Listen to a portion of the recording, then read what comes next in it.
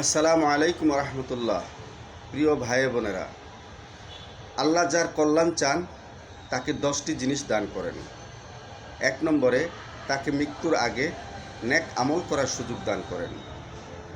এই কথাটা তো বুঝতে পারছেন যে আল্লাহ যার কল্যাণ চান তার মৃত্যুর আগে তাকে নেক আমল করে দুনিয়া থেকে চলে যাওয়ার সুযোগ দান করেন।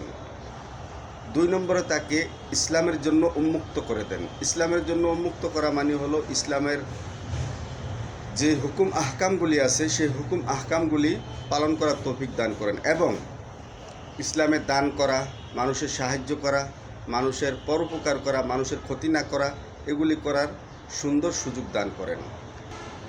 3 নম্বরে তাকে বিপদ আপদের সম্মুখীন করেন। বিপদ আপদ দিয়ে তার ইমানের পরীক্ষা নেন এবং তাকে ইমানের মজবুতি দান করেন। 4 নম্বরে তাকে পরীক্ষা ও কষ্টের মাধ্যমে পরিশুদ্ধ করেন, অর্থাৎ পরীক্ষা করেন, কষ্ট দেন, বিভিন্ন বালা মুসিবত, বিভিন্ন সমস্যা দিয়ে তাকে কষ্ট দিয়ে তাকে পরিশুদ্ধ করেন, যেন আল্লাহর কাছে সে নেক একজন বান্দা, ধৈর্যশীল বান্দা হিসাবে উপস্থিত হতে পারেন। 5 নম্বরে তাকে তাকওয়াশীল করেন। তাকওয়াশীল অর্থ হলো আল্লাহ ভীতি তার মধ্যে ঢুকিয়ে দেন। ছোট্ট ছোট্ট যে কোনো গুনাহ, ছোট্ট সেগিরা গুনাহ করার জন্য তাকে তার মধ্যে আল্লাহর ভয় তৈরি করে দেন, যেন সেই ছোট্ট ছোট্ট গুনাহগুলিও যেন তার দ্বারা না হয়।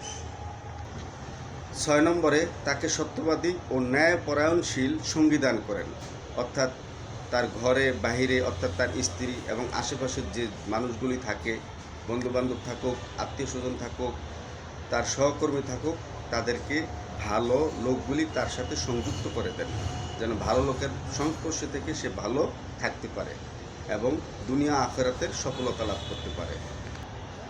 7 নম্বরে দ্বীনের উপকারী জ্ঞান দান করেন। দ্বীনের উপকারী জ্ঞান কি? আপনারা জানেন দুনিয়াতে কত রকমের জ্ঞান আছে, কত রকমের পড়ালেখা আছে।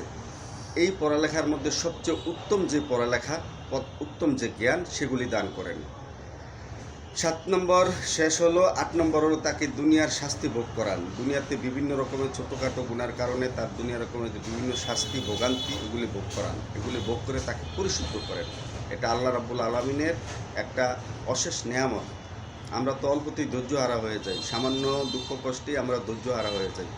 রাব্বুল আলামিন যার ভালো চান তাকে এই বিভিন্ন সমস্যা দিয়ে জর্জরিত করে রাখেন, যেন সে আল্লাহ থেকে দূরে না যায়, আল্লাহর ভয় থেকে, আল্লাহর ভালোবাসা থেকে দূরে না সরে যায়। 9 নম্বরে তার দেহ, সম্পদ ও সন্তানদের বিপদগ্রস্ত করেন।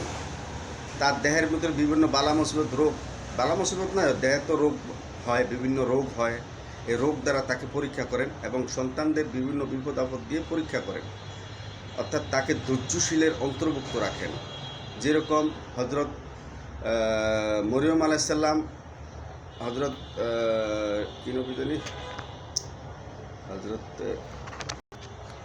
নবী করিম সাল্লাল্লাহু আলাইহি সাল্লামকে যেরকম দুনিয়াতে কষ্ট, বিভিন্ন সমস্যায় জর্জরিত হয়ে ভোগ করতে হয়েছে, কাফেরদের অত্যাচার, রক্তে তায়েফের ময়দানে বিভিন্ন রক্ত দিতে হয়েছে, তারপরে যুদ্ধে, ওহুদের যুদ্ধে টানদান শহীদ হয়েছে, আরও যে সমস্ত বিপদ আপদ, দেহের সমস্যা, এগুলি দিয়ে তাকওয়াশীল করেন, পরহেজগার করেন, আল্লাহ ভীতি তৈরি করেন, আল্লাহ যার ভালো চান তার, এবং সন্তানদের বিপদ আপদ দিয়ে তাকে ধৈর্যশীল বানান।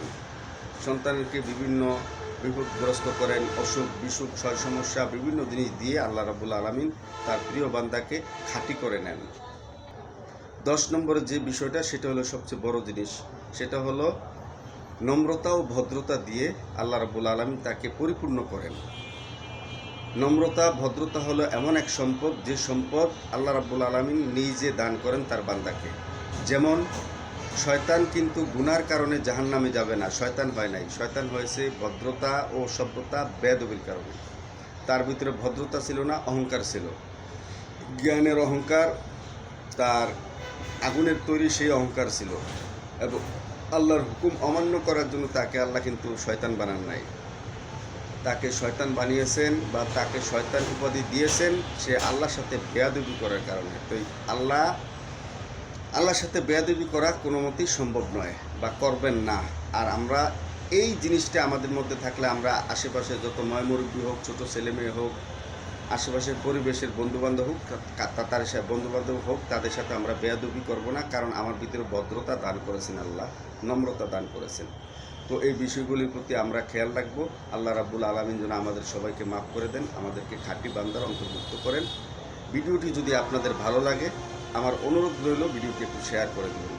আপনারা তো আমার ভিডিও দেখেন অনেকেই, কিন্তু শেয়ার করেন না, দুঃখ লাগে। এই ভিডিওটা যদি শেয়ার করেন, অন্য ভাই যদি জানতে পারে বা তার মধ্যে যদি আল্লাহর ভীতি একটু আসে, আল্লাহ তাকে রহমত দান করেন, সেও ছিল আপনিও আল্লাহর কাছে ক্ষমাপ্রার্থী হবেন, মাফ পাবেন, আমিও পাবো। তো ভিডিওটি একটু শেয়ার করে দিন। ভালোবাসা রইল সবার জন্য।